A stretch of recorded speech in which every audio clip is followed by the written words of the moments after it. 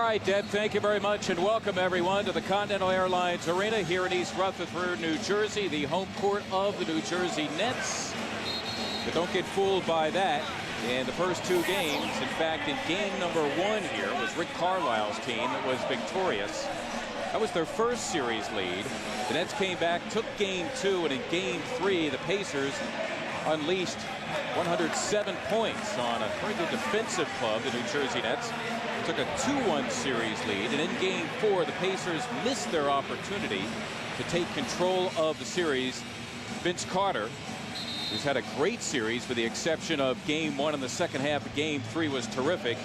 And of course, not having Peja Stojakovic has hurt the Pacers because Jim Spanarkel, in each of the games that they have lost, Peja has not played. Correct, and obviously with the Pacers from an offensive standpoint, they lose his ability to go around and obviously move around, shoot the long ball, do a little things off the dribble, and keep the active motion going on. And obviously with O'Neal on the floor, with Stojakovic on the floor, it's a different dimension that the Pacers have. So without him, O'Neal will get his touches. We'll see how he reacts. Will he be reactive quickly in the post and make something happen? And obviously, Marcus, you've touched on in terms of talking before the game, he's got to stay on the floor. The minutes, the fouls are so important for the Pacers, especially tonight. Foul problems for O'Neal just about the entire series. In game three, he was able to stay out of foul trouble, and he killed the Nets. Absolutely, and that's the thing. I mean, when he gets his minutes, you're not going to stop him. You can slow him down a touch, but you know he's going to get his touches. He's going to get opportunities. The question becomes, when he's gotten those fouls, it throws his rhythm off totally, and we'll see if he can avoid that tonight. It should be very interesting from that component of the game. So it'll be O'Neal against Jason Collins, and we are running tonight in this game five, first round Eastern Conference series between the Nets and the Indiana Pacers, who also met in 2002 in a best of five. That was won by the Nets, but obviously that is past history. This is O'Neal taking on Collins after his own miss, and finally it is Vince Carter. Nice job defensively there by Collins, because O'Neal caught it and went quickly. Here is Carter shooting from the outside. Kristich going for the miss, and we have a foul. Eddie Rush making the call out there along with Monty McCutcheon and Mike Callahan. Austin Crozier, the personal, his first. Now, Crozier, Danny Granger, both starting, but obviously Rick Carlisle would rather have them coming off the bench. Absolutely, and it throws off the entire rhythm for Rick Carlisle from the bench, from the substitution pattern, from the starters. And obviously he has to expect one of them, Granger or Crozier, to have a big night, because they need that type of scoring from one of them. That said, what substitution pattern? It's been this way for him the whole season. That's just true. about. Good point. Good point. Pacers in a little 2-3 look right now defensively. Jefferson piercing in. That's Collins. And he got it.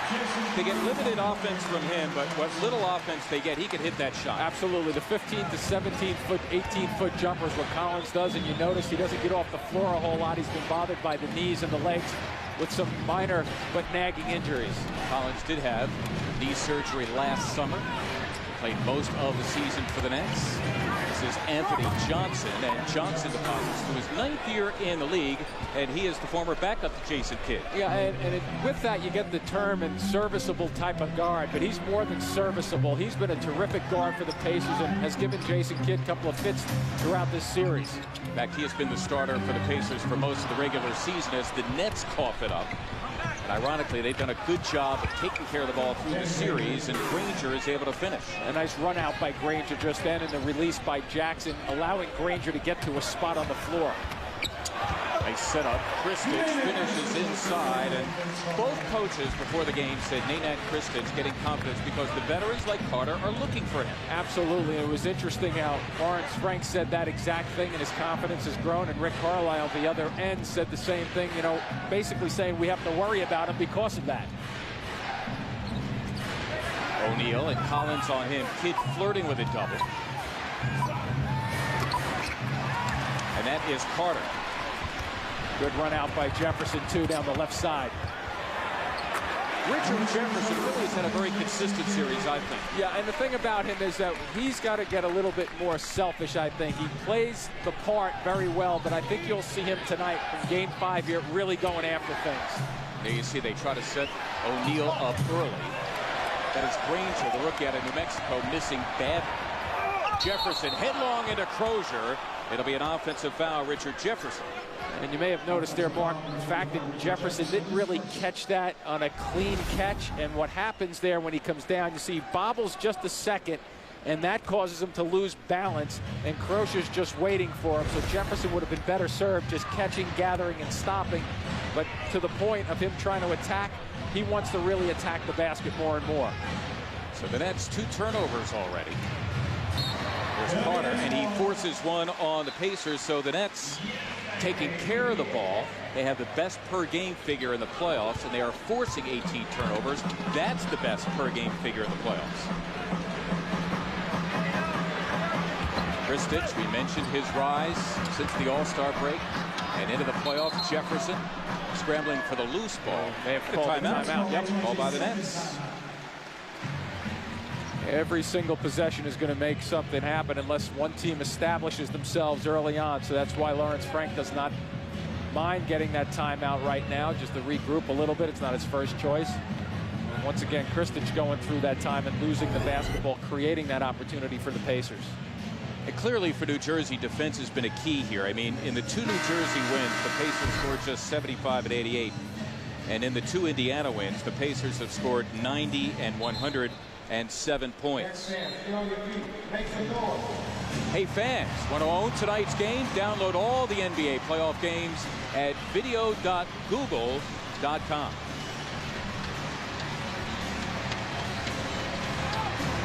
Indiana opens the game 2 of 5. The Nets 3 of 4.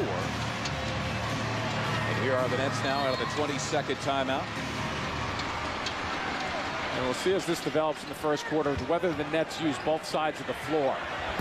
Carter for 3, and Lawrence Frank cautioning us and ostensibly his team before the game, don't take the outside shots, just take it to the rim. And also he used that word settle. And there's a good example of the Pacers not settling for the first look. Granger that time away from O'Neal, across court path. The contrast down the other end, how Carter just fired away. Crozier can be no match here for Kristich inside. Especially with Kristich, the way he's developed, Mark, from the course. We talked about his shooting from the 17-foot range thereabouts, but his footwork underneath has just gotten better and better to allow him to get easy touches. Kristich, 2 of 2 for 4. Second-year player out of Serbia and Montenegro. O'Neal gives it a whirl on Collins, rimmed it. Boy, it's simple defense, but Collins has it right now. He's got him floating away from the basket. It's exactly where you want him, O'Neal. Who is 0 for 3 to start this game. You mentioned all the Pacer injuries. How important it is for O'Neal to get locked and loaded as Collins misses the jumper, and Danny Granger, 6'9", 230, plays both forward spots. The rookie has done a solid job. Only through the regular season, but into the playoffs as well. Gives him a lot of energy, too. There's a quick kick. And there's Jefferson, who runs the floor as well as anybody, and unfinished business for him. Yeah, Granger a factor defensively just then. Pretty good effort and energy there at the defensive end. O'Neal now the other side of the floor on Collins. Strong move by Jermaine O'Neal, and he will get to the line. Jason Collins, the personal. O'Neal gets to the line for about 7 free throw attempts a game, but watch, you think he's going to go right. He gives a little bit of a bait fake there, and Collins slid towards the foul line. Once a player with the ball sees a guy lean one way, that's exactly what he's trying to do. And obviously O'Neal is just way too talented down below to give him any type of advantage. Among the most talented low post players certainly in the NBA today. Yeah, I mean, we had a chance to speak with Lawrence Frank beforehand, and he really, I thought, hammered that point home pretty well in terms of guys like Kevin Garnett. He put in the same sentence with him in terms of the way O'Neal is one of the most talented guys in the NBA at the post. And well, he gets it going. He's a tough out. There's no question about it. He's right up there. Well, let's see. In Game 3, stayed out of foul trouble, 37 points. That works. Yep. That works. It was a playoff career high for him. Although if you or I were in the post tonight against Lawrence Frank, he'd be saying we were the best players. You know, that little bit of coach talk speak, but still, he's pretty good down there. Vince Carter, his first field goal and a foul. Carter averaging just over 29 a game in the playoffs. About 5 points per game better than his regular season average, and he is fouled by Granger. And you take a look at Vince catching the ball in striking area, and then a little bit of the float, the ability to stay off the floor and still get his shot off and concentrate. So I would think Lawrence Frank likes that opportunity. I think he also would like to see Vince take his shoulders and throw them to the basket rather than float, also to get to the line even more. Carter, 29 years old, his 8th year in the league.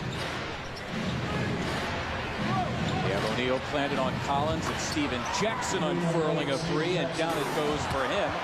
Steven Jackson at the other end, it is Carter, and Jackson chasing Vince Carter. Fouls him, so the release by Carter after the shot there by Jackson. And Kidd getting it out very quickly. Keep in mind, Jackson just buried that shot, and Kidd just steps out and fires down the floor. But watch Carter at the end of this play, Mark. Watch what he does. He stops his body right here.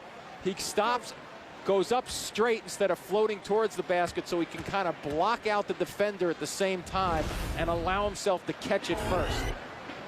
I'd like to see some wide receivers do that in football, huh? Yes. Use the body, use the hands, but position yourself before the ball gets there. Like what Vince had to say a couple of days ago. He said they brought me here not to win regular season games, but to win playoff games, and he's into it right now. And he has helped them win a couple of regular season games this year, too. We'll see what he does. Season. Yeah. Tremendous season. There were nights where he was just flat out unstoppable. I mean, the likes of Kobe Bryant this year when he went for the big numbers. Vince had them not quite the same scoring numbers. And of course, last year, Carter really struggled in the playoffs against the Miami Heat in a first-round playoff elimination for the Nets. As O'Neal finally gets on track. His first points of the game, he leads the Pacers in playoff scoring, averaging 21.5. That's a plus if you can get him to go 5 and change without a bucket. Crozier again dealing with a 7-footer Christoph. That is Carter throwing up a prayer, and it's answered. And did you notice how he threw his body towards the basket, though? Now, that wasn't Vince Carter really vintage because he didn't get his balance and his legs underneath him. But I like the fact that his shoulders were going towards the hoop. He's going to get the call sooner or later. 7 and 4 boards for him, and a quarter that is halfway done. O'Neal, gorgeous move on Collins, but unfinished business for him. And O'Neal opens the game, a game they sorely need him. 1 for 5 as Jefferson strokes 2 at the other end.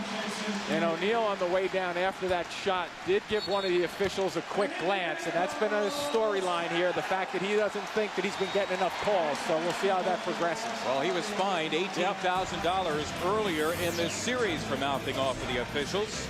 Right now, the Nets with the early advantage just past the halfway point of the first quarter. Producing the hands-free NBA. Ready for EA Sports. It's in the game. An early struggle for Jermaine O'Neal, hitting only 1 of his first 5 from the floor. And Mark, we've talked a little bit about Vince Carter throwing his shoulders towards the basket. Watch how O'Neal shoots it here. Where are his shoulders going? First one away. He gets the same positioning. And where is he going again? Collins has it going away, which is a much more difficult shot. Here he's going back towards the basket a little bit, but where do his shoulders go again? They go away for the 3rd time. So let's see if he makes the adjustment and starts putting his body towards the rim, because they need him getting to the line to create some fouling opportunities against the Nets and scoring some buckets. Now I'm thinking at this point, with O'Neal starting so slowly, Steven Jackson's got to get his game going. Yeah, you know, what'll happen is, well, there's Jefferson looking. They'll let him go one-on-one in the post. Good hard move that time by O'Neal on Collins, his 2nd field goal for 4. And that's a good decision by Rick Carlisle from the Pacers bench just there after a break. Get that big guy involved in a spot that's comfortable. Bonnie McCutcheon with a whistle. Eddie Granger, the personal foul, and for the rookie, forced into a starting role, his 2nd. That'll force Rick Carlisle's hand. He brings in the athletic Fred Jones, who's 6'4", 220, his 4th year out of Oregon. But you lose some significant height there in the exchange for Granger at 6'9" and Jones at 6'4". Kristich getting inside, going for the miss Collins. And with that, we have a loose ball foul called on the power forward for the Nets, Jason Collins. That'll be his 2nd personal, and Collins not a guy who's stingy with his fouls. He uses them. Oh, absolutely. He gets his money's worth, that's for sure. Clifford Robinson, the 39-year-old, 17-year veteran, is in for the first time. He has done a nice defensive job on O'Neal in this series as well. There's a lot of smarts to the floor for the Nets. That's Crozier. He could do that, though he rims the three. Historically a good three-point shooter, and in these playoffs at 42%. That's Robinson for three. And it will go back to the Indiana Pacers. And that's something that Robinson will do at the other end also. Maybe a little call sitting there for what, about 7 minutes of game action or so, coming off the bench. Having your first shot to be a three is difficult. He is 16th in NBA history, regular season action in three-pointers made. Now he's got to deal with O'Neal at the other end. 4 to shoot for the Pacers. Johnson, good defense on him by Jefferson. And Robinson captures it for New Jersey. It's by 4 and by as many as 6. Again, Kristich bangs away with Crozier. Good job defensively so far. A smart play by Carter to get it back to him. Yeah, it really was. It's a reload to the post. Kristich recognized also it's smart for Carter to go the second time and also to come out with it. That time Carter looking to front Stephen Jackson, who got the layup. The second field goal, he's got 5. Jackson averaging 14.5 for the playoffs, 16 during the regular season. Wow. Not clean here.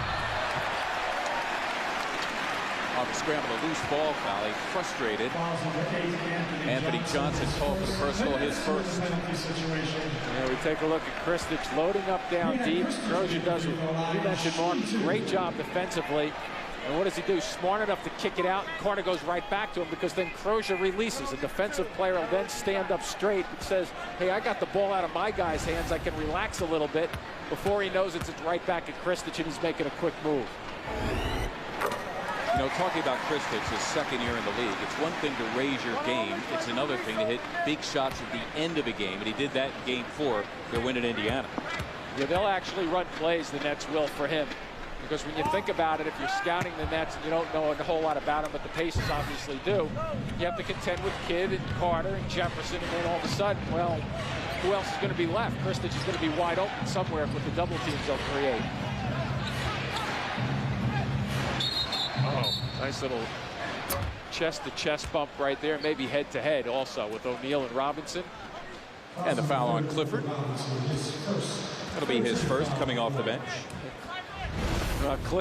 Watch Clifford Robinson anticipate where he's going. You think he doesn't know what play's being run right there? You just can't do that though, Cliff. Yeah, good use of a foul here in the first quarter. Oh, yeah. As Jones jacking a 3, and down it goes for Fred Jones, who has shot well from beyond the arc of the playoffs at 42%. You know, he's a catch and drive, a catch and shoot type player, but I think there's a lot of upside for him in his career. A restricted free agent, by the way, at the end of this season. Jason Kidd, a guy averaging under 9 and shooting under 30% for this playoff series. Yeah, I don't think statistically, though, you can measure what he brings to the table. He's got a post-up problem right here, though. Indeed, Stephen Jackson clearly with an advantage here of about 4 inches. Jackson has his way his third field goal. He has 7 now to pace Indiana. Both teams shooting well. The Nets at 60%. And the Pacers right now a tick under 53%.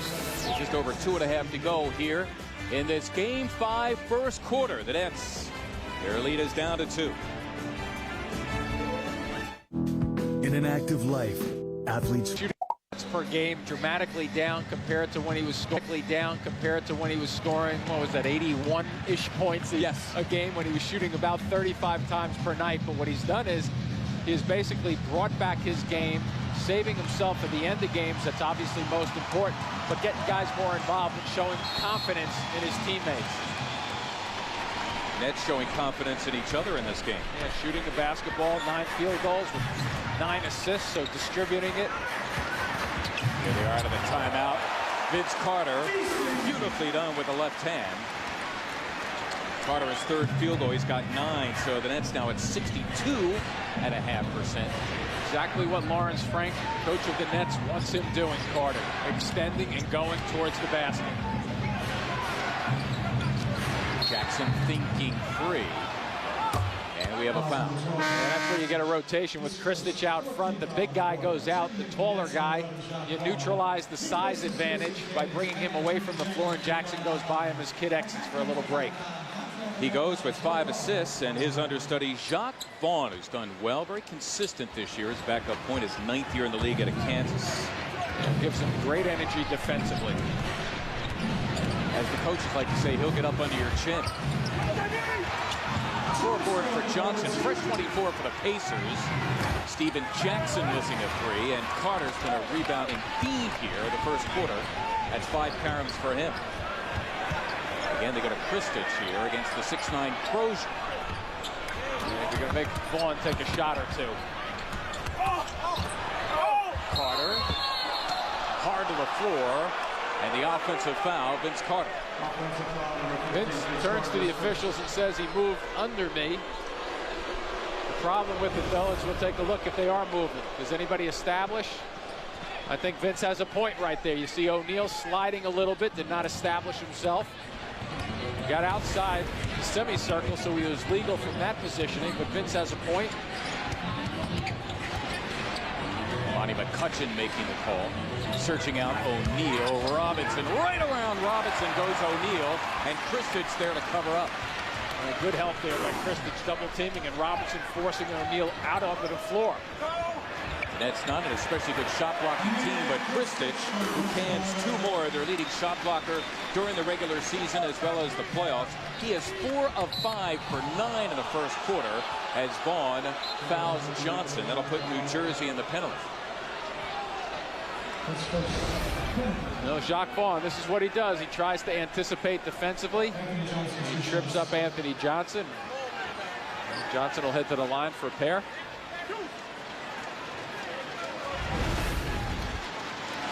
So Jacques Vaughn, the personal foul. And Anthony Johnson going to the line. Only the 3rd and 4th free throws for the Pacers here in the first quarter. The other 2 from O'Neal, and he missed both. Wednesday night on TNT is a special playoff doubleheader beginning at 6 o'clock. In Game 1, the Bucks and Pistons play Game 5. Detroit up 3-1, followed by Game 5 between the Wizards and Cavaliers, and that series tied at 2. A special start time, 6 o'clock on Wednesday on TNT. Pistons reawakening a little bit, huh? Showing them the Bucks who's boss and whether the Pistons are going to come back and get themselves together. I don't think anybody expected them to run through undefeated any team this year because of a little bit of parity settling in this season, I think, more than most years in the NBA. They leave Vaughn open, and he makes him pay. Jacques Vaughn hits it, and you know what? He's shooting 50% for the postseason. Well, and you know, the other part of that, too, is that he's taking the shot with confidence. And one of the games, I think, was the 3rd, he started 0 for 3, but then came right back and started going after people shooting the ball. Nets now their largest lead at 7. That's Vaughn dogging Johnson, who took him down to the weight room and had his way. Anthony Johnson does have about a 2-inch advantage on Vaughn. And the 2 inches becomes more when you understand how to position your body also at the same time on the blocks. Had a 7-second difference here between the clocks as Jefferson went east and the pass went west. And now the Pacers holding for 1. Up here in northern New Jersey, that means one person went to Rutherford, my hometown, and one person went to Secaucus. Johnson trying to bust the move on Vaughn, and he gets it done. So Anthony Johnson, a source of scoring for the Pacers here in the final moments of the first. Vaughn's heave is blocked, and that will do it. So a late little mini run by the Pacers in a quarter where Indiana allows New Jersey to shoot over 63%. And the Nets were averaging only 92.5 for the series, post 28 points in the first quarter to lead by 3, 28-25. You're watching the 2006 NBA playoffs in high definition right here on NBA TV. Sean. New Jersey had its largest lead at 7. towards the end of the first quarter, but Anthony Johnson scores the last 4 of the quarter. And watch how Jacques Vaughn's 2 inches becomes 4. When he positions him and gets Jacques Vaughn down lower and then explodes into his jump, a 2-inch height advantage turns into a 4 or 5 because of positioning at the offensive end. And he'll do it here again a little bit. He gets Jacques Vaughn back off his balance. He bends his knees again, then you explode. It adds to the differential in terms of size and height. How often does Anthony Johnson have a chance to post up? Go for it. Whenever you get the chance, go for it. Oh, and Jim Spanarkel marks him off tonight on NBA TV. Second quarter underway in this Game 5. A pivotal Game 5 in this first-round series, which is locked at 2. Richard Jefferson, very steady through this playoff series, 3 of 4. He has 6. Šarūnas Jasikevičius onto the floor for the first time for the Pacers. Robinson romping down the floor, and there's Carter running with him to follow up. Vince with 7 boards already in the game. Yeah, that's what they wanted. Want him on the glass, and they're picking up a little bit with Jackson and Jasikevičius in the backcourt. A little bit of Jones. They feel that the Pacers don't handle as cleanly with these guys on the floor. Jasikevičius, a rookie though at 29, a lot of experience in Europe in the backcourt with Jones. As the Pacers turn it over, that's been an epidemic for them this series. Jefferson runs it up and in, in spite of the fact that the ball was blocked. Yeah, and the fact that Jefferson also understanding that he did not have the greatest of position, but then that one cross step to the middle of the lane opens up an extra seam and allows him to deliver the goods.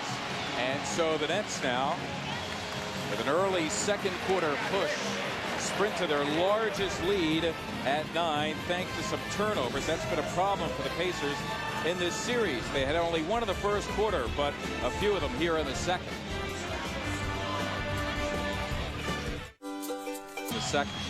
And this is where Rick Carlisle knows that they have to be very careful. They turn the ball over. That allows the Nets to turn more into a transition team, kind of like when they used to have Kenyon Martin and Kerry Kittles that go up and down a little bit more in years past than they do right now.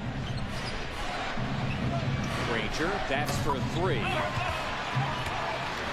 So it's Jacques Vaughn along with Vince Carter. Lamont Murray into the game for the first time, the 11-year veteran along. Nenad Kristic and this fella Clifford Robinson up front for the Nets. An activity off the ball on a foul here on Fred Jones of the Pacers. Jones is in the backcourt right now with Šarūnas Jasikevičius. Jasikevičius, of course, to school at the University of Maryland. Granger, O'Neal, and Anthony Johnson completing the 5 for the Pacers. Carter is tracking Jones. Oh, offensive foul, Fred Jones. Yeah, Rick Carlisle not happy with that call. You know, the question becomes whether he had position. Carter running alongside of him. Let's see if that left arm does some damage. I think that's a part damage and part Emmy-worthy. Exactly. Thank you very much for completing that. Oh, what a pass inside. So is that able to finish it? Yeah, some award somewhere. Clifford Robinson, 3 dimes for assists here in the first half. Nets by 11. O'Neal in a real war with Robinson, who's got him fronted. Now the lob from the high-low and a foul. Vince Carter guilty of the personal. Prevents his second. Nets right now in the midst of an 8-0 spurt. Thanks largely to Vince. Yeah, and that's why we're going to see Vince go with those 2 fouls. A good opportunity for Lawrence Frank to get him out of there for probably 3 or 4 minutes. Put Jason Kidd back on. And you're right. You touched on that Robinson and O'Neal battle. That's starting to really turn into a good one. The post. Here it comes again. Oh, Robinson. That's a pretty play. Yep, you could hear it. You could hear the slap, hand on leather. And this is why Clifford Robinson has lasted so long in the league, his ability to play defense. And watch the right hand of Robinson. Bang. Now, O'Neal's going to try to bait it a little bit, thinking that he was slapped on the hand, but that's a good defensive play. 4 to shoot here for the Pacers. Jasikevičius in rhythm for 2. A little breakdown by the Nets Just then, Kristich found himself looking out to the corner. Jasikevicius just buried that 15-footer. Adjusting the life of the NBA playoffs as Jasikevicius has O'Neal, has Kristich in denial. Johnson for a three, and down it goes for Anthony Johnson. He's their leading scorer with 10. And a terrific read just then by Johnson. Also a 3-on-3 break. Lawrence Frank going to talk things over, because Lawrence, I think, was thinking that might be this last 2 minutes a good opportunity to extend that lead. But the Pacers keep coming back. They're not letting up, even though they're under man. And specifically, it has been Anthony Johnson, as defensively, O'Neal keys it up on Kristich. And then at the other end, Johnson is able to hit the three. You're watching the 2006 NBA playoffs in high definition on NBA TV.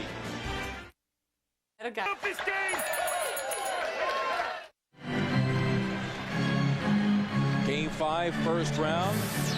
Anthony Johnson has answered the Nets a couple of times at the end of the first and here in the second, where the Nets had threatened to put some significant distance between themselves. And here you can see Johnson playing the leadership role now, exhorting his teammates out of the timeout. The ball belonging to the Nets. Robinson didn't expect that pass, it looked like, from Vaughn after a timeout, which is really a rarity for the Nets. They usually come out and are pretty productive after timeouts. New Jersey, their 6th turnover, 4 for the Pacers.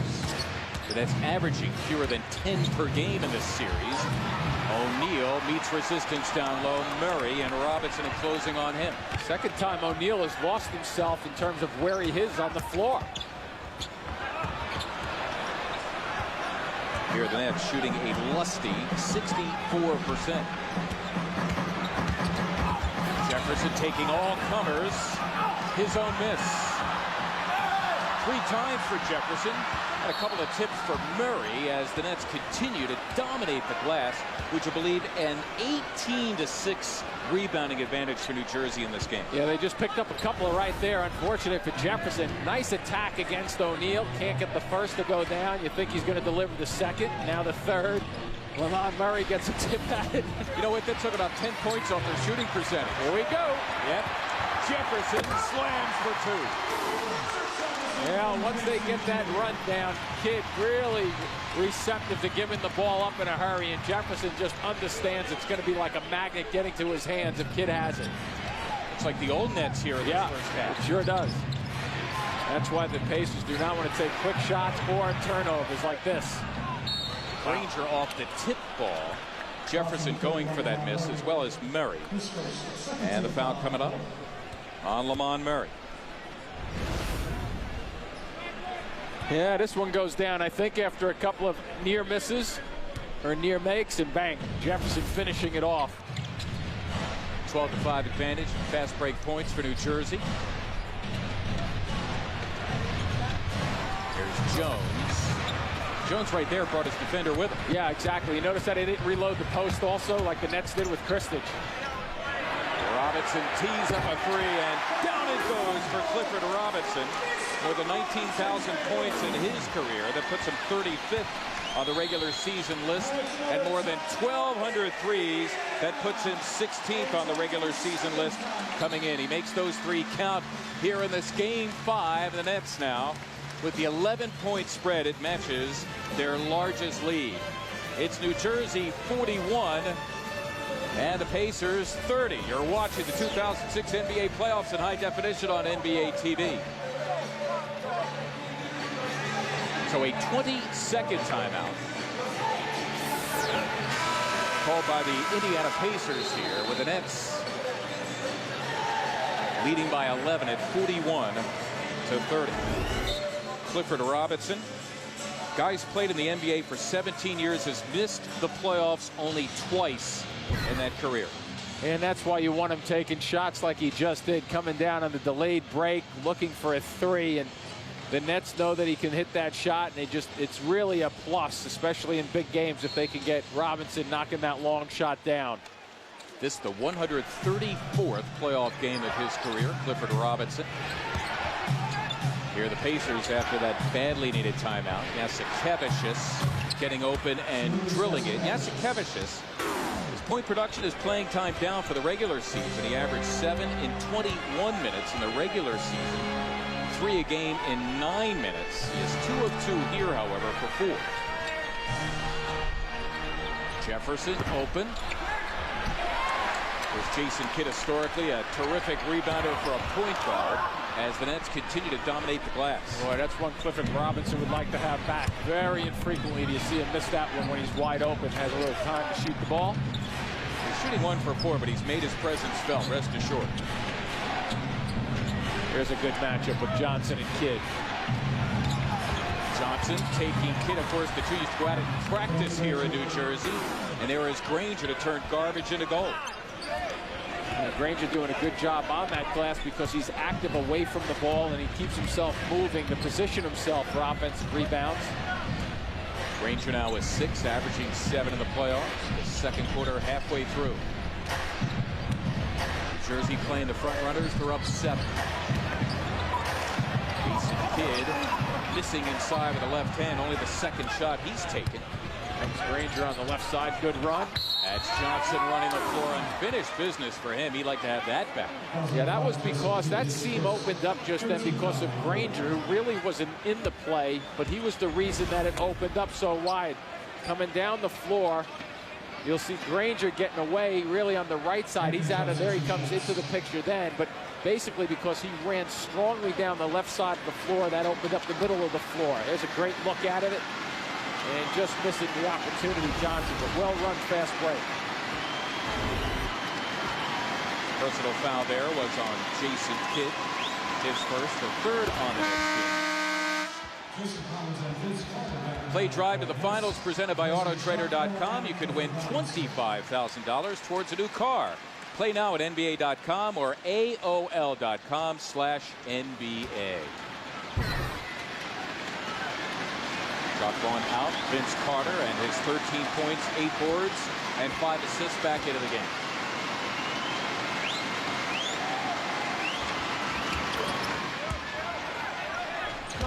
He was the man been for the Pacers in the first half. But Anthony Johnson with 12 points. He's averaging 16.5 in his playoff series. That's Murray. That's what he does best, though missing the 3. Now it'll be interesting to see. I think one of the key things going down the stretch here in the first half, will Vince Carter stay away from his 3rd foul? He has 2 right now. Oh, he's all over the place, isn't he? He had a career-high 6 steals earlier in this series. He pilfers one there for Indiana's 5th turnover, then the healthy 3.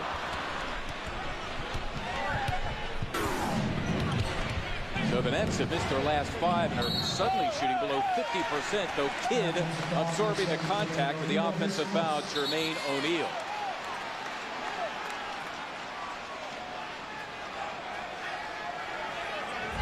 Well, you'll see Jermaine O'Neal kind of roadblock Jason Kidd. Now you can hit him once, but then you can't keep moving and like an offensive guard getting ready to pull. Yeah, exactly. You got to stop at some point.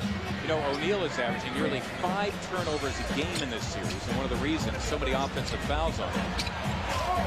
It's Carter forcing the issue, and he got it done. So Vince Carter picking up where he left off. 15 points. That foul on O'Neal, by the way, was only his first, so that is of significance because he's been mentioning the overall theme concerning O'Neal and his problem of foul difficulty in this series. Johnson gets some space, and Collins, who is back in there, rebounds for New Jersey. This is an oiled machine. Jefferson had it stripped, got it back. Plenty of time here for the Nets, and Jefferson wisely backs it out.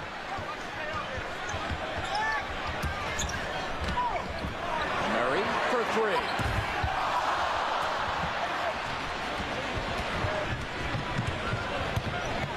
Under 4 minutes now before the break. O'Neal taking Collins, and O'Neal got it done. His 3rd field goal in 9 tries. Remember, Mark, in that first quarter we talked about, we showed 4 plays in a row where O'Neal on the replays was drifting away from the basket. Notice the difference just then and the results when he goes towards the basket. Oh, not going to get away with that one, I don't think. Offensive foul on Collins, and for Jason Collins, that'll be personal number 3. Collins really doesn't get the ball down there that often for Lawrence Frank's team, and trying to power his way through O'Neal. Not a bad thought, maybe to get an extra foul on O'Neal, but credit defensively, Lawrence Frank knows it wasn't arguing that O'Neal had really positioned himself well. And so Collins will exit with the 3 personal fouls. Kristich is in for him. It's under 3.5 now remaining before halftime.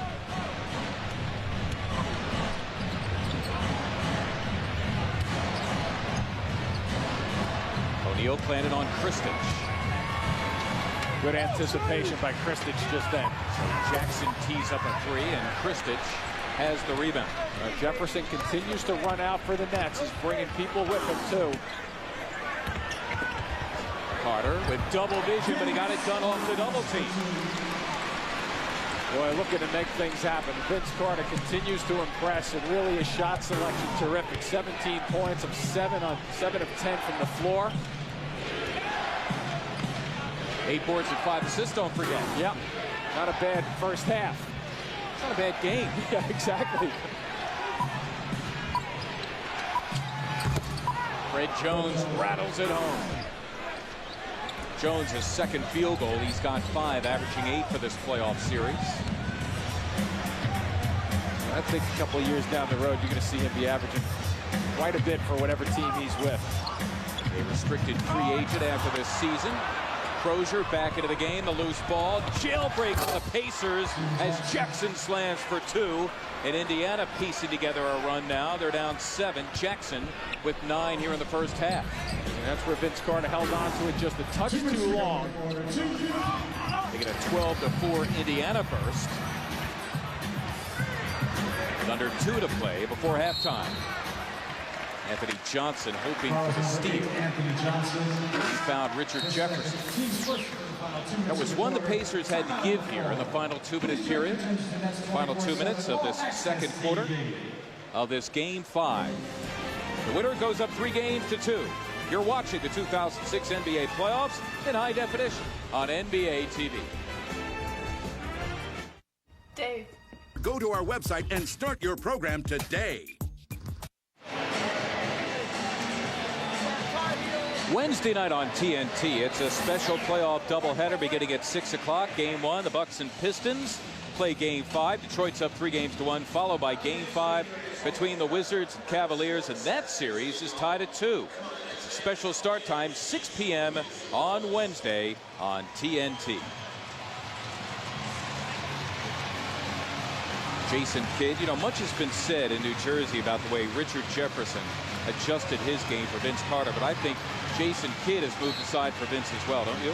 Yeah, and I think both of them, you have to give credit to both of them because they recognize just what Vince Carter means to this team and franchise in terms of his ability to go upstairs. They were looking for a lob just then for him. Jefferson missing the 3. Nets continue to rule the glass as O'Neal swiped it away. Kristich claiming he was fouled, and the whistles there silent. I'd explain the fact that Jermaine O'Neal has only 1 rebound and his team is getting torched off the glass. Yeah, down 24-12, a double. And O'Neal just not really a factor because the Nets are pretty much getting a body on him at the defensive end of the floor. Jefferson goes romping in and slams for 2 of his 12. Well, that's where Jefferson is one of these guys with the Nets that I think they still have to continue to give him the ball and find ways to give it to him because he is so dangerous. O'Neal this time for the outside. He's been inside most of this first half. Carter thinking 3 and on the drive. It's fouled by Stephen Jackson. It's 2 on Jackson. Pacers now in the penalty. The ball movement and away from the ball also. Jefferson continues to work to make things happen in a terrific finish. You start to add up the number of field goals that the Nets have at, 21 right now with 20 assists. I mean, that's just unbelievable in terms of the distribution of the basketball.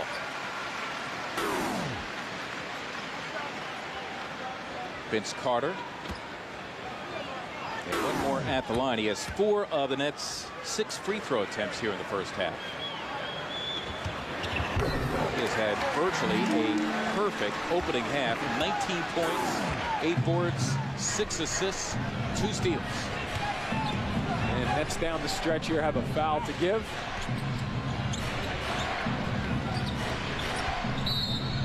Ball's kicked by Kidd, leaving Indiana with 10 to shoot. And 55.1 to go here in the first half. Twice the Pacers have led the series. Rick Carlisle's team could have gone up 3-1 and taken what if themselves all they want. That's past history now. They got to win at least one game here. Jackson with about an inch on Jefferson, takes him downstairs, and Steven Jackson now into double figures with 11.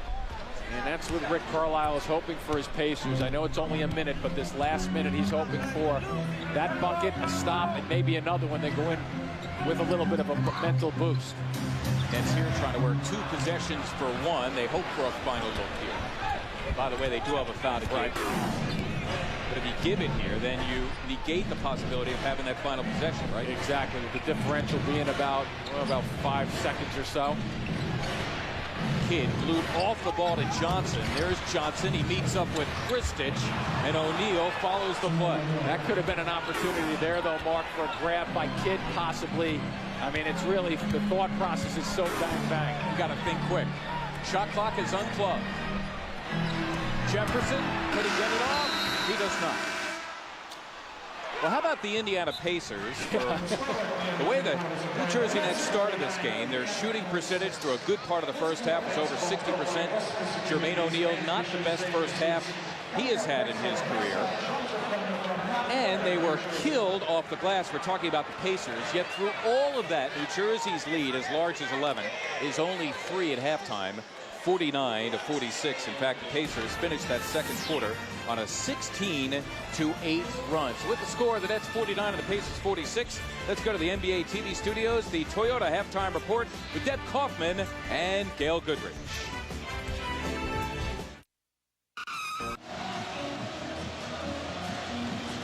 Before we start the third quarter tonight, we take you back to the tail end of the first half, where Lawrence Frank was talking with his team about allowing the Pacers to stay in the game by the way his team, meaning the Nets, were playing.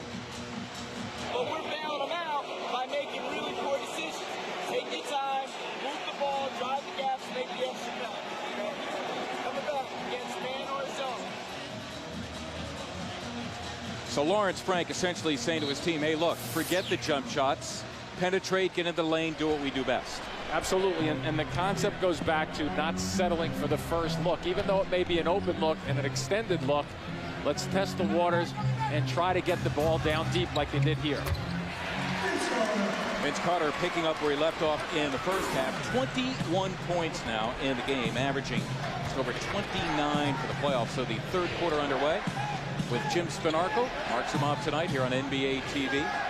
The winner goes up 3-2 in this best-of-7 first round NBA playoff series. O'Neal, they go to him. They did so early and often, but he has been unsuccessful, more than successful, just 4 of 12 as Carter buries the healthy 3.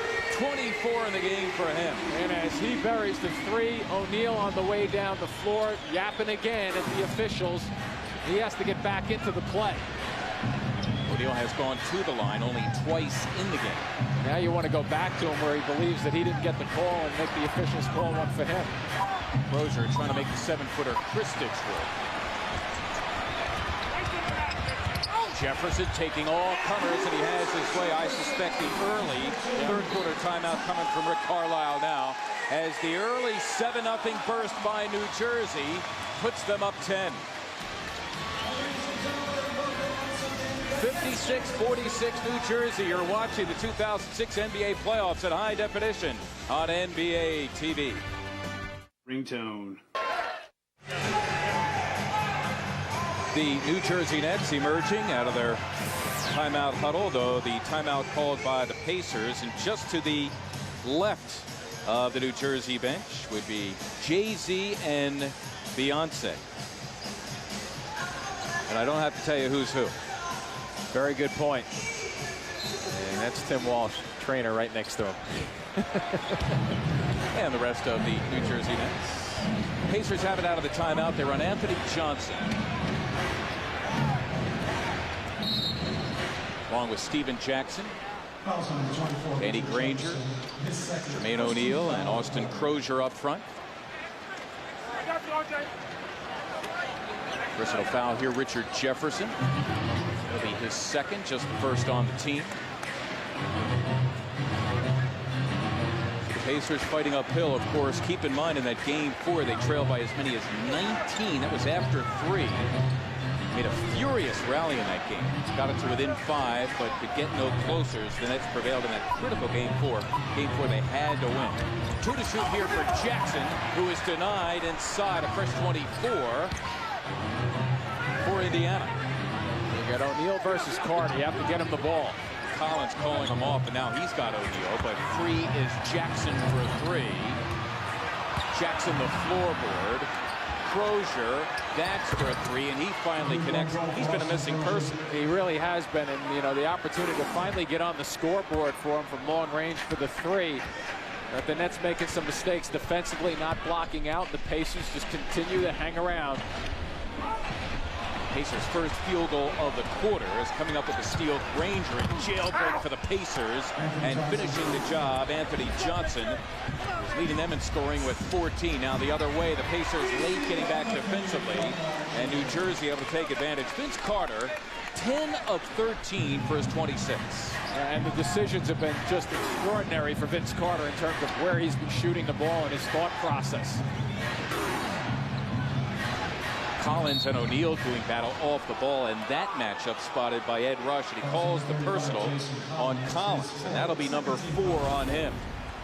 Well, here's the work by the Pacers coming down, get the ball to the middle, and it turns into a 3-on-1 break, and Johnson just finishes it off because Jason Kidd not being able to get back and stop that wave coming at him, and Collins will take a seat with his 4th foul, and Robinson comes in to try to give them a little defensive stop against O'Neal, plus some offensive scoring punch.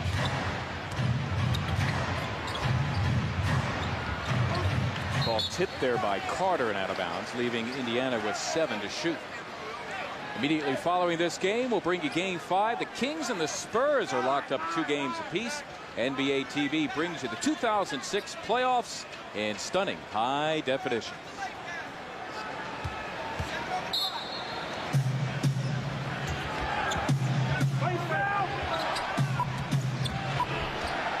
O'Neal open, got it, so the pick and spot works perfectly as O'Neal drills it.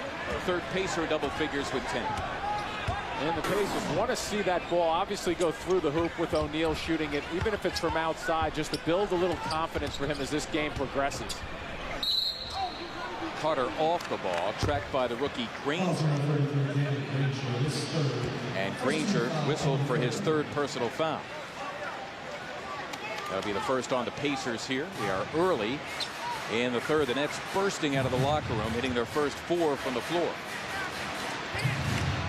Carter, the object of the Nets' affection, taking Granger again. Granger did not want to pick up his 4th foul, so a smart call there to get it to Vince, who missed only his 4th shot of the game. Yeah, interesting enough, I thought I heard hand on glass just then, and Vince is holding his fingers. Maybe he hit the glass and did not come up with that hoop. Seems to be okay. Yeah, the Nets, unlike the Pacers coming in, pretty much perfect health. Indiana up playing this game without Jeff Foster out with a back injury. Peja Stojakovic, knee problems since the early part of April, but really affecting him mostly here in the playoffs. While Tinsley, now really a good part of the regular season, continues to sit on the Indiana bench in street clothes as Granger drills the 3, and again it's a 3-point game. Make it a 2-point game now, 58-56. And Granger continues to grow as a player, as a young player in this NBA league, and really finding good spots on the floor and understanding their offense better and better. Jefferson interrupted en route to the hoop. The late whistle and a foul. I think that's on O'Neal because Jackson thought it initially was on him, Mark, but it was not. Jackson played this pretty well. You know, let's take a look at Carter go into the basket and see if he swipes the right hand against the glass. Or maybe underneath the basket also with the rim. Let's take a look. We'll see. That's one of the problems I never had to worry about, Mark. Hitting the rim with my hand. So Appears to be okay, though. Indiana in the midst of a 10-2 run. That was their answer to the 7-0 spurt by Carter and the Nets to open up this second half. Carter great. Pretty much looked like underneath the rim. Maybe a little bit of the metal up there, but I don't think it's going to stop taking the next shot when he's open. No. 1 of 2 for Jefferson. He's got 15 points. Combination of Carter and Jefferson with 41 of the Nets' 59. They combined for 50 in their Game 4 victory at Indiana. Number 15, Vince Carter, his third, 13 fouls. Personal number 3 now on Vince Carter. So Carter with 3 and Collins on the bench with 4 for New Jersey. Well, you take a look there, down deep. I mean, that's what's going to happen, I think, as this game progresses, Mark, is the fact that every cut is going to be a body bump, and the officials are going to have their work cut out for them because these guys are starting to really just slow one another down with the hands and the bodies. Kidd flirting with a double. Robinson has O'Neal checked, but Jermaine drills the jumper. So O'Neal beginning to find the stroke. He's got a dozen. Yeah, and I think if we could walk over and ask Rick Carlisle what his feeling is right now, looking at this with 7 minutes on the clock, 59-58, he's feeling pretty good that O'Neal's warming this baby up. Kristich, all cotton for him. He's got the touch. He is the 3rd New Jersey net double figures. He's got 11. Indiana's last lead in this game was 6-4. And the Nets by as many as 11 a couple of times. Game 5s are great, aren't they? I'm telling you. O'Neal, a gorgeous move, and what a finish by Jermaine O'Neal. He's got it going on now here in the 3rd. Boy, I didn't think he had enough length and size and step to get that far in that particular play. What a terrific finish. Wait, he's 6'11", 260, remember that. Yeah, but he was away. Oh. And now the Pacers looking for their first lead since it was 6-4. Jackson romping in. Robinson, good defense on him. Big numbers coming the other way. O'Neal lying in the weeds. Jefferson lost it. And again, the Pacers look to go in front. Jackson for 3 in the lead. We are going up and down. Jefferson the other way. Oh, he took some punishment. And Richard Jefferson, welcome to the playoffs, by the way. He will go to the line for 2. And hello once again to game number 5, because do not come in faint of heart is not going to work. Jefferson is not. He goes after it as well as anybody in this league. Crozier puts him right on his rump. Boy, the action wasn't pretty there in that last up and down, but players are starting to grouse a little bit right now, which this is going to make this even more fun. Jefferson getting a pair.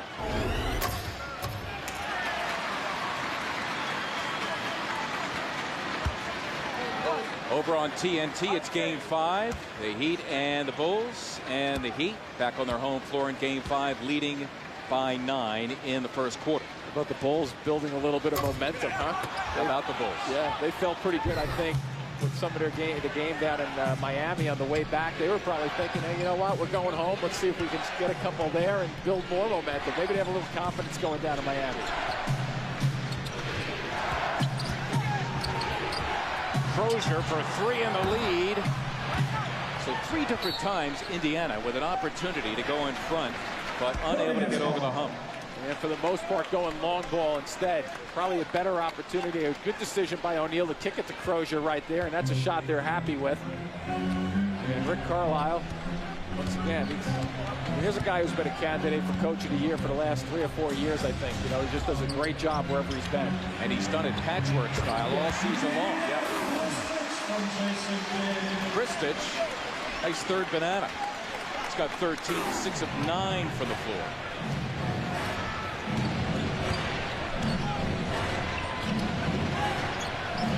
Exactly 5 minutes to go here in the 3rd. Jackson has Jefferson, Carter flirting with a double. And this Crozier just then. And Granger also open. Kidd, who already has 12 assists, gives it up. Robinson for 3. You can see the look on Clifford's face just then. He's like saying, how did I miss that? Shooting just 1 of 5. Now he's going to deal with O'Neal, and boy, those two Whistling down low in the offensive foul, Jermaine O'Neal. So both of his personal fouls in this game have been offensive fouls. Here he goes. Somebody should go over and kind of get in O'Neal's way right now to get him away from officials and the line of at least eyesight. Well, you know, if you're down on the blocks and you start jockeying for position, you better put a little, as you told it before, a little Emmy Award-winning acting on, and you'll get some calls. There's a guy who did maybe a touch of that just then, and oh, baby, the faces are telling it all, aren't they? So are the lips, if you could read them. Yeah, well, it's a family show, isn't it? Just Indiana's first turnover of the third quarter. There's Kidd. He's taken only 3 shots. He's hit 2 of them. Yeah, he's thrown up 12 assists, though, also, and that's the importance of what Jason Kidd brings to his team. The will to win, and then, obviously, the courage to take big shots. A guy who does not have to score to take control of a game. Right.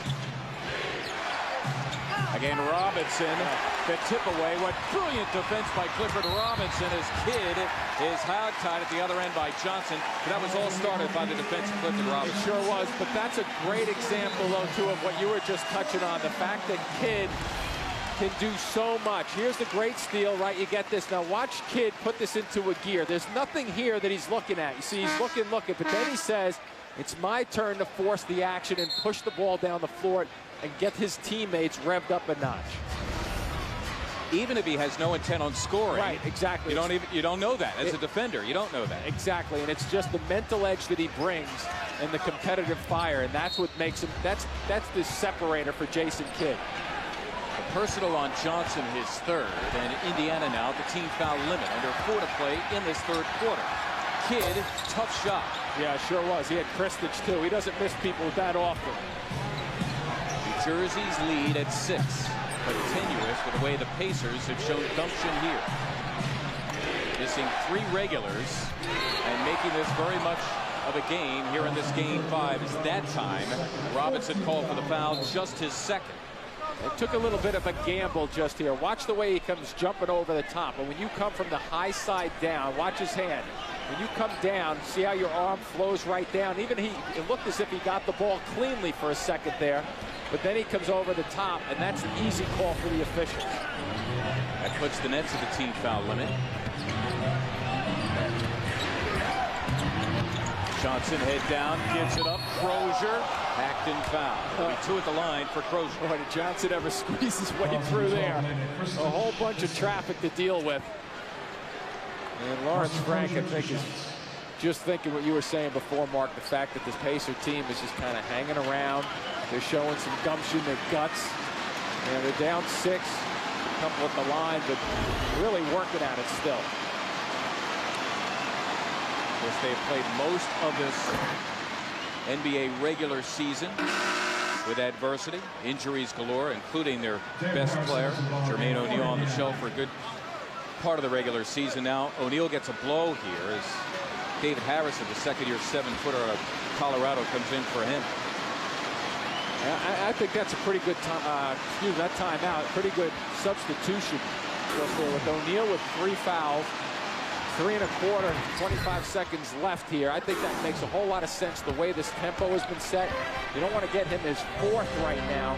If you can buy it 4th foul into the 4th quarter, I think psychologically that's great for the Pacers. And the lead at 4, and that's manageable. Right, exactly. Carter, Granger trying to manage him. He comes down with a miss. Yeah, the Pacers are starting to close a little bit better on the drives to the basket. The Nets are doing what they're supposed to do, but much better team defense and recognition by the Pacers. You are down 4. Fred Jones into the game. It's a Granger 3. We got numbers here if they hurry. Good Pacers comeback, though. Transition defense. Granger catching up to Carter, but Vince gives it a whirl, and he'll continue that walk to the line. Fred Jones, the personal. And for Jones, his 3rd. That'll put the Pacers in the penalty. You're watching the 2006 NBA playoffs in high definition right here on NBA TV. Set up a three-way series with the Clippers. There you go. Yeah, that'll be interesting, huh? If they'd ever. Yes. not so sure they want the Clips right now the way they're playing, too. A young team that's really matured. But with both teams playing the same venue, I guess they're calling it the Hallway Series? Very nice. It's not me. It's a gentleman who whispered in my ear, thank you. I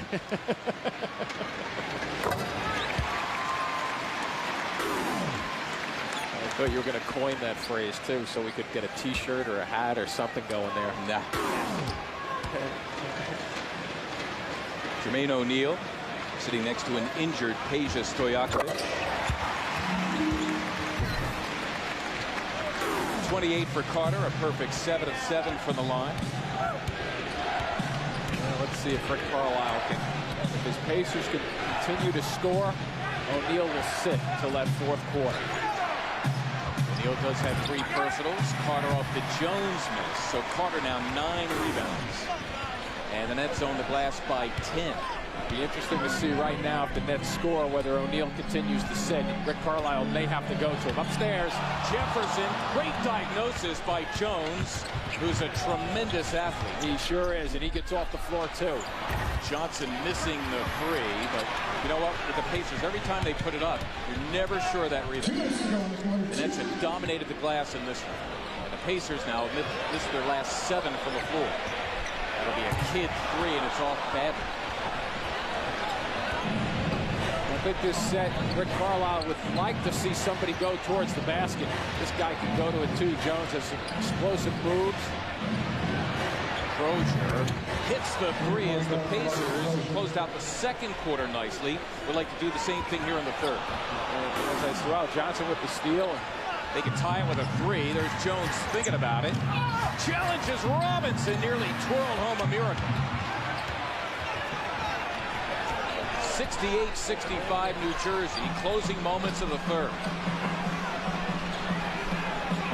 Kristich had a mismatch. They had it with the 6'4" Fred Jones. Jones finally gets called for the foul. Yeah, and that's one that Jones is frustrated on. Well, there was a little bouncing and grabbing going on, but the pass was an errant pass right there, so the Pacers were probably going to come up with it, but the officials can't make that judgment. They have to call what they see. Jason Kidd getting that late third quarter rest. Jacques Vaughn in for him. And at Kristich, 7 feet 2'4". His second year for Serbia and Montenegro. Steven Jackson coming back. The second quarter, Miami leading at home against the Chicago Bulls. A pivotal game 5 in that series. They're up 6. That game on TNT tonight. And more at the line for Kristich, who has had 20 or more in 3 of the 4 games in this series. And the free throw gets him 15.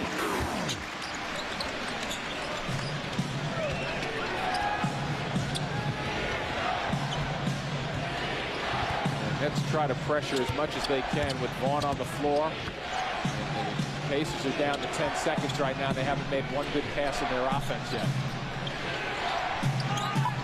Probably the 5th option here in the youngster Harrison. And Carter has another rebound, so he's got 10 boards, making 11 now to go along with his 28 points.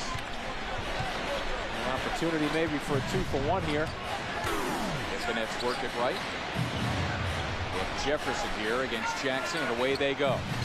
Jefferson, the deep deuce, and down it goes for him.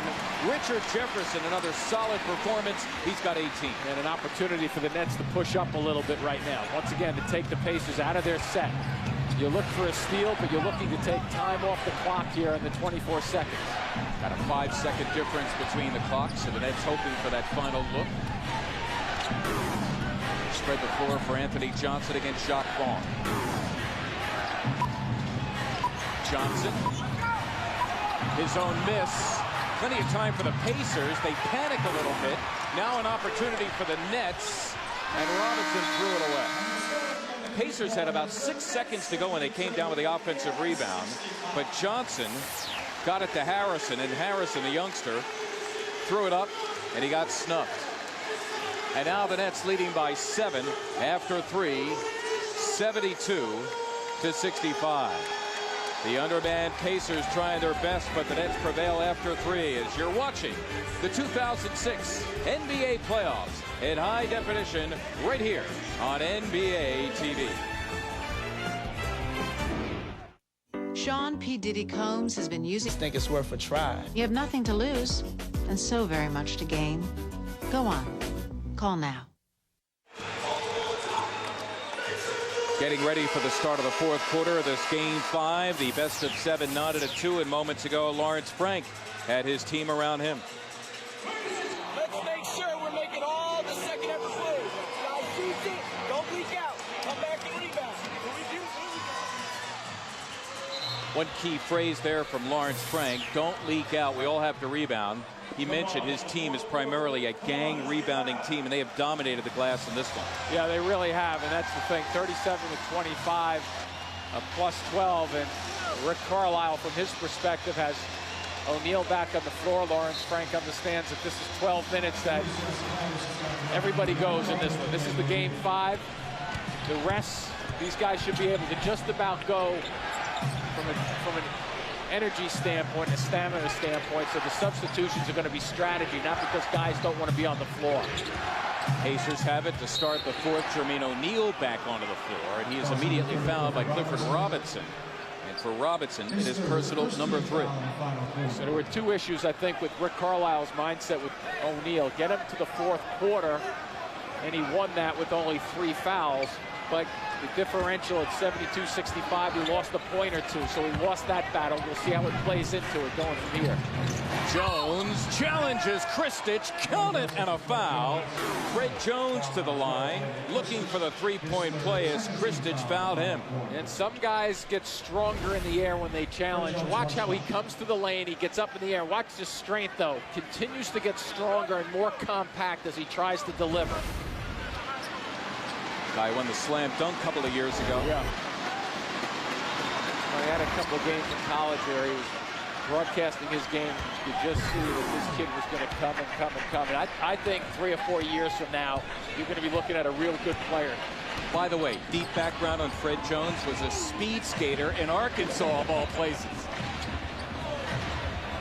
Consider that as the Nets take possession here in the fourth. Carter with a difficult shot. Of course, he's hit those before.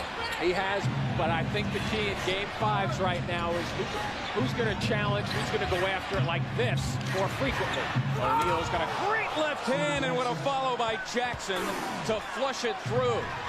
Well, I'll tell you one thing, Rick Carlisle's looking pretty good right now in terms of getting O'Neal off the bench with Jackson and O'Neal just then, and now Rick is probably sitting over there saying, we're ready right now to make a run at the Nets. Well, they've scored the first 5 of this fourth quarter. There's Robinson, nothing doing. The steal by Jones. He's got Jasikevicius, takes it all the way in and scores it. And now Lawrence Frank wants a timeout. The Indiana Pacers minus Peja Stojakovic, minus Jeff Foster, minus Jamal Tinsley. A +7 run here to open up this fourth and final quarter as they come roaring back to lock it up. You're watching the 2006 NBA playoffs in high definition on NBA TV. EA Sports, to the game. Back here at Continental Airlines Arena, where the Pacers have burst out of their huddle between quarters to score the first 7 straight. And you notice O'Neal takes it towards the basket, but Jackson with the finish. And once again, now all of a sudden the steal by Jones. And watch the way he finishes once again. Floats by Carter and continues to go after it. I think these guys care whether they have a uniform on or street clothes on. They're up off the bench, trying to will their team. Well, they won the opener of this series here, and they took, count them, 3 road victories in their first round against the Boston Celtics last year in a playoff matchup. So they're not afraid of trying to get one on the road as Vince Carter, a badly needed hoop for the Nets, their first of the fourth quarter. And oh, by the way, he's got 30 points. Crozier, that's for 3, missing badly. Austin Crozier just 2 of 6. Now, if he's got to do anything, it's got to be hit a 3. Right, exactly. He's got to do that. But don't be surprised if he puts it on the floor next time he gets it out there with a guy running at him. Robinson, the deep deuce. Murray, the floorboard. And the Nets here with a fresh 24. Jim Spanarkel marks him off tonight on NBA TV. The winner of this one goes up in the best of 7, 3 games to 2. A little zone look just then marked by the Pacers. Used the Nets a bit. Took some time off the clock. Indiana has trailed to the lion's share of this game, and by as many as 11. And the Pacers turned it over. That's one thing they've done to their credit, is manage their turnovers. Yeah, and that had we a chance to speak with Rick Carlisle before this game, and boy, was that ever a concern of his in terms of, you know, the turnovers that are careless one, almost the unforced, kind of like that just then, and more importantly, the ones that go down the other end in a hurry for the Nets. Pair of starters, Jason Kidd, Jason Collins back, relieving Vaughn and Robinson. Murray off the bench, trying to deliver a 3, and he does so. Lamont Murray could still shoot a little bit. He sure can, especially when you get a Kristich screen like that in that deep corner. Pretty good real estate for Murray. Don't be surprised to see the Nets run his number again in the next 1 of 2 sets. Rozier for a 3. So your prediction about him putting it on the floor, but he missed another 3. Maybe he should put it on the floor. Yes, exactly. Now he's got to deal with a 7-footer Kristich. Nice cut. A gorgeous one. What a block there. Erasing that by O'Neal. Boy, that was a terrific spin cut to the basket. Boy, you're right. Was it ever a terrific wipeout by O'Neal? That's a quick chess match Yeah, right it there, really wasn't was. it? Bang, bang. The Nets lead at 5. Jones swings it. That's for a 3. Carter, and he's met by Jones, and Fred Jones in the backcourt commits the personal foul, his 4th. And Kristich, watch this cut around Crozier. You'll see him now, bang. He's wide open, thinks he has an easy layup, and then he sees O'Neal. He spins around instead of staying and attacking the front of the rim. The fact that he spun back away allowed O'Neal to get very good defensive blocking position. Immediately following this game, we'll bring you Game 5. The Kings and the Spurs, the series locked to 2 games apiece. NBA TV brings you the 2006 playoffs in stunning high definition. Vince Carter denied by O'Neal. Again, his 3rd snuff of the game. Yeah, I think Johnson was a factor, too, as the ball left Carter's waist. Nice pass. Johnson to O'Neal. He is denied and fouled. It'll be 2 at the line for Jermaine O'Neal, who goes to the line for the first time since the first quarter. Yeah, and the thing about that, too, is I think the message has to be sent. You know, we talked about Crozier, who's now taking a little break, I guess. Yeah, he's off the floor. But I think Rick Carlisle said, you know, we can settle for 1 opportunity, but I think we have to go to the basket a little bit more frequently. O'Neal after the foul on Carter. By the way, Vince's 4th. Get NBA playoffs, text alerts sent to your phone, game day reminders, halftime scores, final results, and key stats. Log on to NBA.com or AOL.com/NBA for more details. And now Vince getting a break with those 4 personals and still the better part of this 4th quarter to go. I like that you get reminders sent to you now, huh? Yes. Pretty good stuff, especially when those senior moments take over. What did you say? Yeah, pardon me, Bill?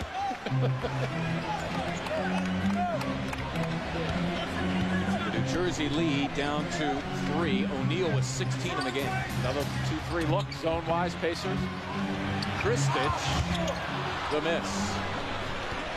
Well, both Carter and Jefferson. And now Carter out of the game, so Kristich trying to carry the load as O'Neal gets it in no man's land, but he traveled. That was great position, but he travels with the ball. Yeah, and he comes out of that with a little half a smile on the face. He knew that was the call. It goes the other way, but boy, pinpoint range with the pass. A tough break for the Pacers, goes the other way. Here the Nets just 2 of 8 shooting in the quarter. And that's why you're seeing more and more zone. Kidd for 3. Foul coming up as Kristich was fouled. Pacers are electing with those stat numbers that you just mentioned, Mark, the fact that let's continue to throw a zone at the Nets. They're going to beat us. Let them beat them. Let them force them to take it from the outside. They haven't proven that they're going to really knock them back as of yet. They'll focus on Murray over there, I'm sure. The Strong move by Kristich, and he will be rewarded with a pair of free throws. Personal foul here, Steven Jackson. His third, each team already 3 team fouls. Not even 5 minutes gone in this fourth and final quarter. And when you have a team that plays a 2-3 zone, which the Pacers have shown a couple of times, one of the best spots on the floor to attack is just where their Nets got the ball, right in the middle there, right where Jackson is standing in the middle of the floor. Cut through the middle, look for an opportunity, and then you play a little 2-on-1 game down below.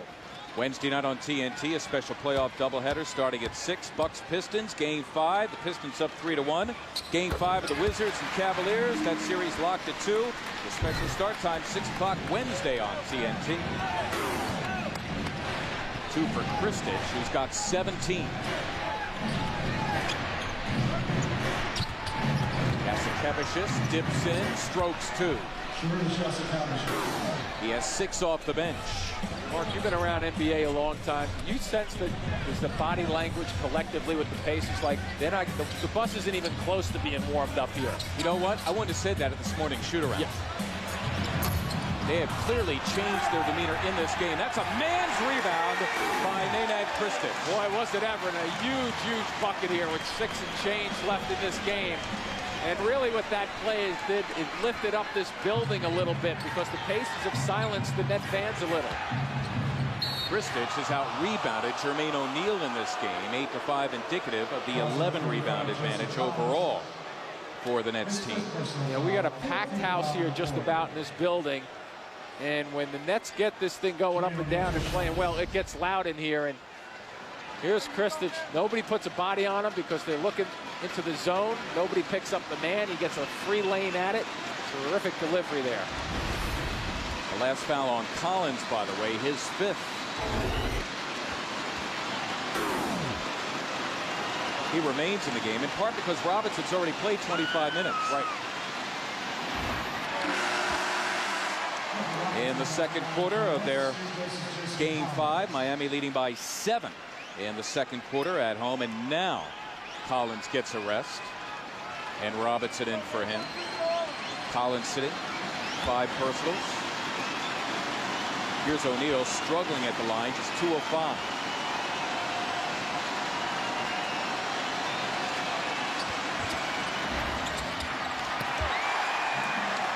Jermaine O'Neal missing 2 big free throws. This guy shooting 83% for the series. Kidd thinking 3.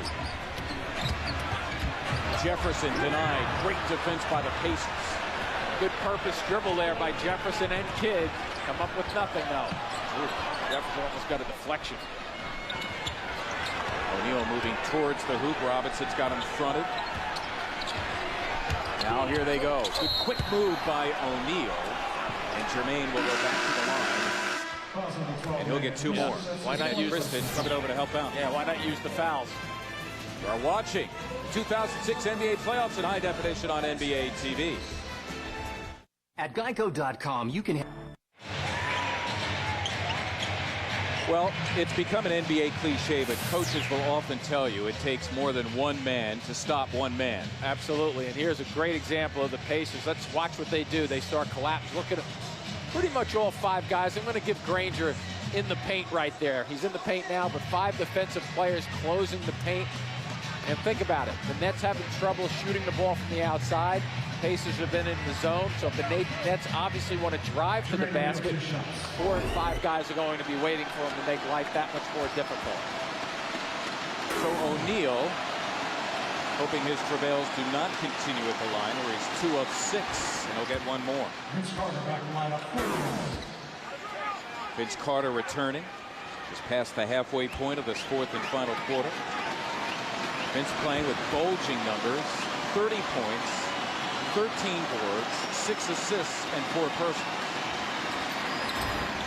O'Neal just 1 of 2. So in a 4-point game, Jermaine O'Neal has missed 5 free throws. Right, and 3 out of his last 4, which start to add up. O'Neal is playing with a touch of the flu. There's a nice Oh, watch out. Kristich, and there is O'Neal making sure that Kristich does not have a shot at the hoop. In doing so, he commits personal number 4. They'll put the Pacers at the team foul limit, and the Nets, by the way, already in the penalty. Yeah, look at Carter. We don't talk a whole lot about Vince because he does so many spectacular things on the floor, but better and better this season for the Nets in terms of releasing the ball. He has 6 assists. Could have picked up 1 just then also.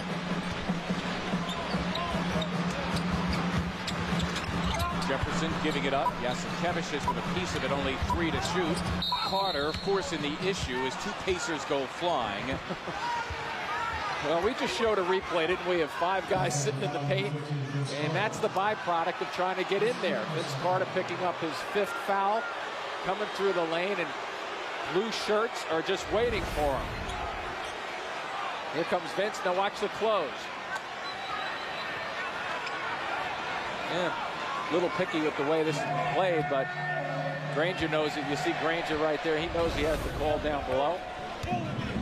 So Carter, 5 personals, 5-17, and he gave the big stop sign to Lawrence Frank saying, hey, get rid of any idea of getting me out of the game at this point.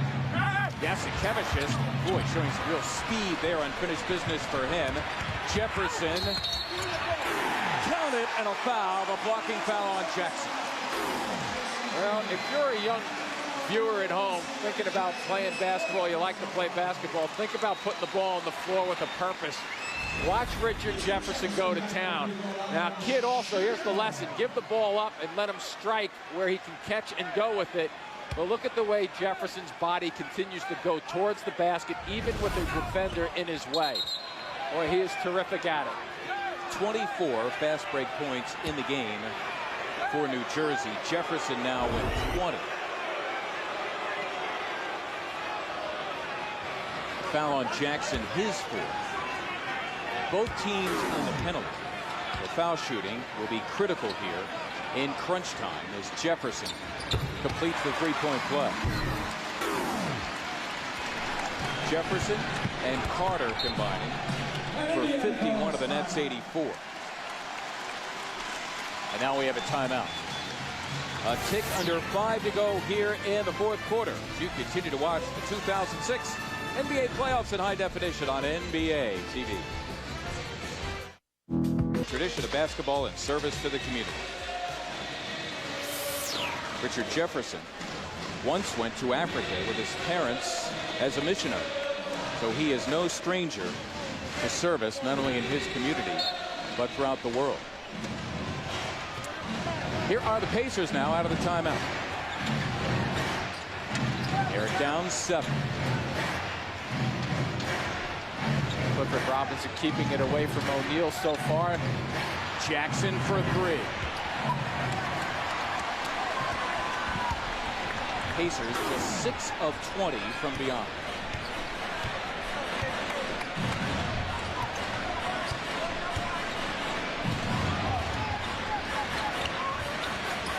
Jackson has Carter.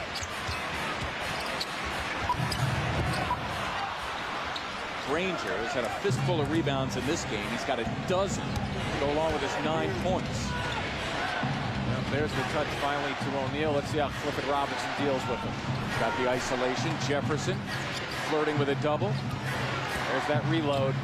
O'Neal got it done. Kristich came over to help out, to no avail. O'Neal with 19. And he drifted away from the double team, which is a good point, Mark. He saw that. The guy's stepping up, and what do? You have to float away from it. Under 4 to play, the net lead at 5. The winner goes up 3 games to 2. Still a zone look right here from the Pacers. Kidd able to pierce it, searching out Jefferson.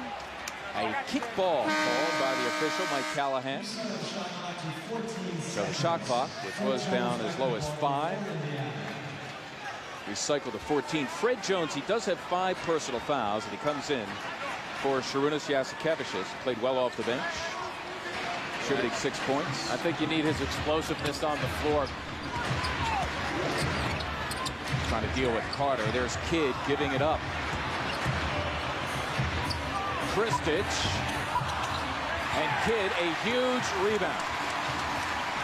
Well, good stay by Jason Kidd. The tendency there from the guard's perspective, and I think I would have drifted back with Kristich shooting it the way he shoots it from that spot open. Nets with a 14 rebound advantage in this game as Kristich is denied by O'Neal inside. Big block by O'Neal. Yeah, you're not kidding. Continues number 4 for him. What big plays out of there. Granger working over the 7-footer Kristich, helped by Kidd. Johnson gives it up. Granger dips in. Nothing doing. O'Neal hauls it down, and the Pacers here, the fresh 24. That's a Johnson 3, and he rimmed it. And finally, into the waiting arms of Robinson. And he did have a lane to drive that to the basket if he wanted it. Carter with a quick 3. I ask you why, as Jones outduels Kristich. I don't have an answer for you, but that was a great outduel. You said it, by Jones down deep with the taller Kristich, who had pretty good position offensively. And Jones at 6'4", it remains a 5-point game. And goes the run out. Jones goes to isolate O'Neal. Against Robinson. Great defense by Robinson, and he forced the traveling violation. Clifford Robinson at 39, able to shadow Jermaine O'Neal and force the travel. And he shadowed him, Mark, for that 5 or 6, 7 second count. He's not budging for the fake there. Not here. Let's see the steps. There's the pivot foot. Yeah, that's a great call. Terrific call from the officials. He took 3 steps just then. Clifford Robinson, a guy who runs in sand over the summer to keep in shape, had some quick feet there defending Jermaine O'Neal as we are in the midst of the timeout here with 2:14 to go in the 4th. And the New Jersey Nets, who have led to the lion's share of this game, leading right now 84-79. That's how people used to describe me running in deep sand. Immediately following this game, we'll bring you Game 5, the Kings and Spurs, the series locked at 2 apiece. NBA TV brings you the 2006 playoffs in stunning high definition. Running in sand. Problem was, it at your best. Yeah, it felt like I was up to my waist in it the way I ran. So now the Nets, I would think, would at least try to wring out the majority of the clock here on this possession with 2:14 to go. Yeah, they will. What they'll want to do is they'll want to test both sides of the floor, but against the zone, it's different, and it continues to be a zone. But look at the middle of the floor. The middle of the floor will open up. Jefferson, the collision and the offensive foul, Richard Jefferson. And usually the middle of the floor by pass will open up. By dribble, the seam closes. Watch Johnson step in. He's got himself pretty good position right there. Good call from the officiating crew. I guess you could say this is a huge possession right here, huh? Austin Crozier has come on, replacing Danny Granger. Granger has played well, and Crozier has struggled, but it's Crozier, the veteran, in place of the rookie Granger on the floor with under 2 minutes to go in the final quarter. O'Neal gets the call again. Fred Jones got it.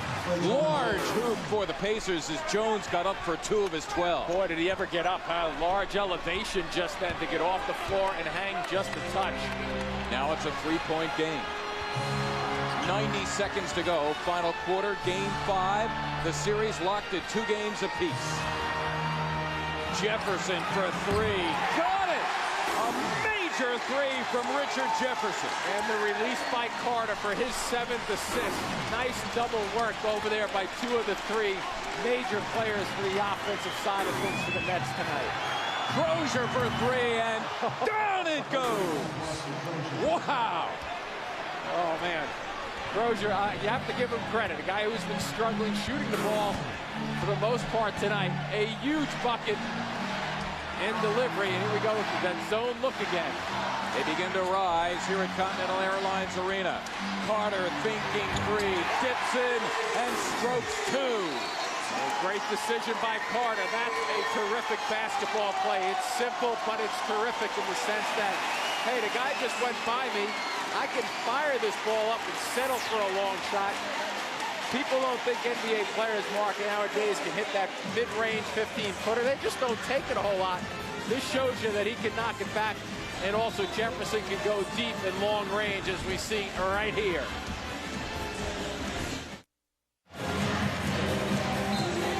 Immediately following this game, we'll bring you Game 5. The Sacramento Kings taking 2 on their home floor against the defending world champion San Antonio Spurs. So that series is now locked to 2 games apiece. NBA TV brings you the 2006 playoffs in stunning high definition. And again, that game immediately following this one. It'll be Game 5, the Kings and Spurs. And this one, the winner goes up 3 games to 2.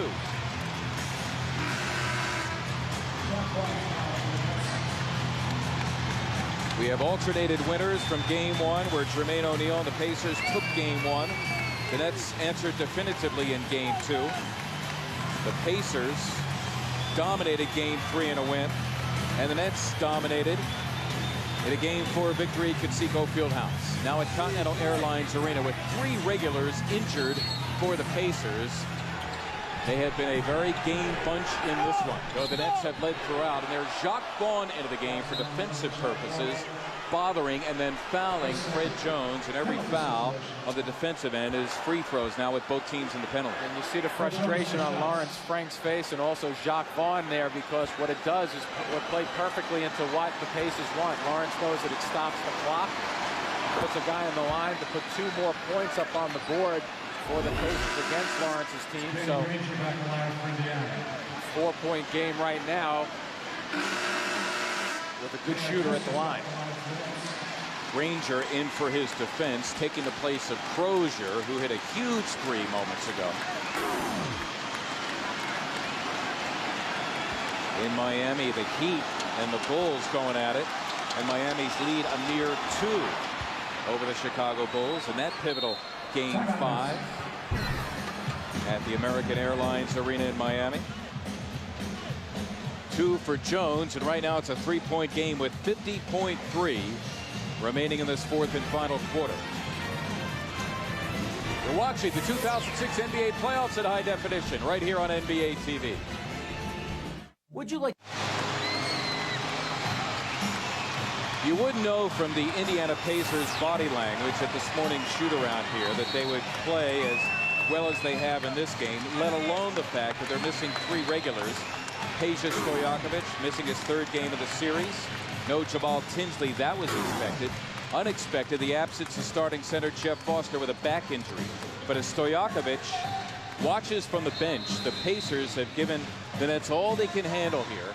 And right now it's a 3-point game with exactly 50 seconds to play in this 4th and final quarter. The winner goes up 3 games to 2 in this best of 7. Yeah, see, this is where I think it makes sense to give the ball back to Kidd and let him direct the traffic rather than Carter. Get it to him when he has right now 8 on the shot clock. Now you go with it if you're Vince Carter. He's got Granger on him. He went for the ball fake, and Carter went in virtually untouched and deposits 2 of his 34. Absolutely well done by the Nets. Get the ball to Carter as a decoy, give it back to Jason Kidd, and let him make the decisions until it comes down to the time on the clock when you want to go. You give Carter a little bit of an advantage.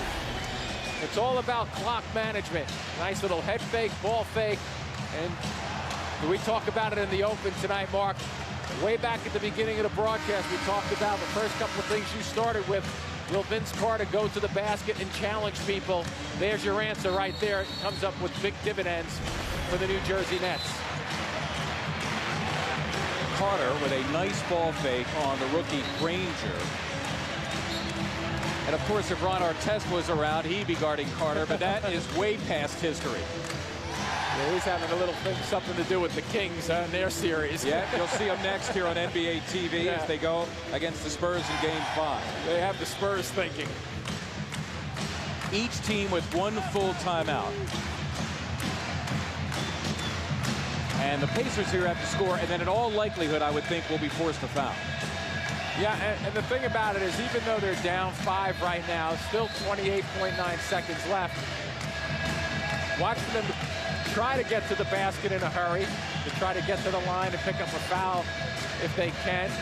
And then if you need to, kick the ball out after you've tested to go in and look for a seam to drive.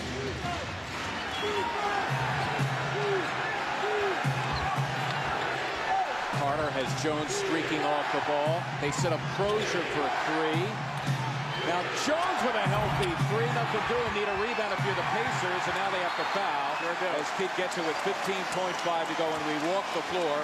And Jason Kidd will go to the line for the first time tonight. And Jason Kidd is the guy that the New Jersey Nets, forget about the stats right now in terms of who shoots well at the free throw line. This is the guy you want at the free throw line. That said, Kidd has gone to the line only 6 times in the entire series, hitting 4. 80% shooter for the year.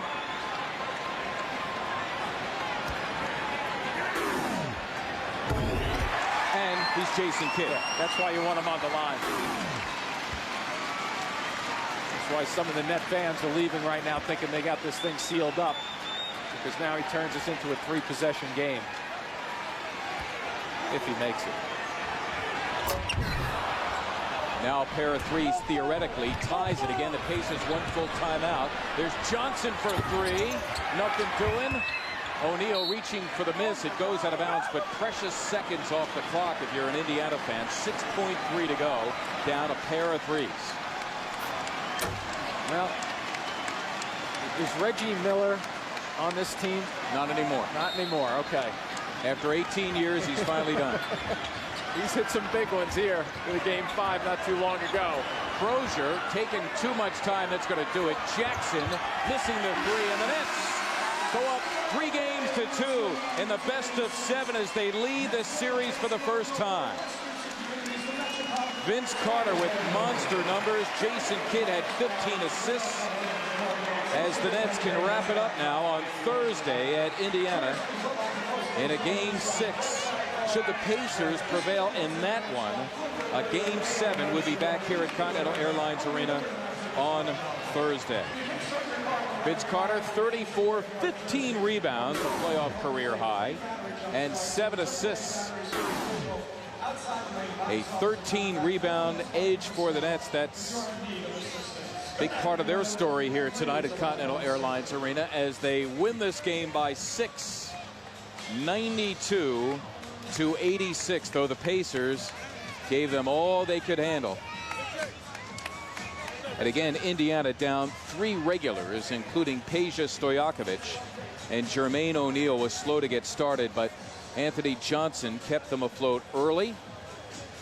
Rookie Danny Granger played well, and off the bench, Fred Jones gave them a spark with 14 points, but in the end, the Nets win it by a score of 92-86.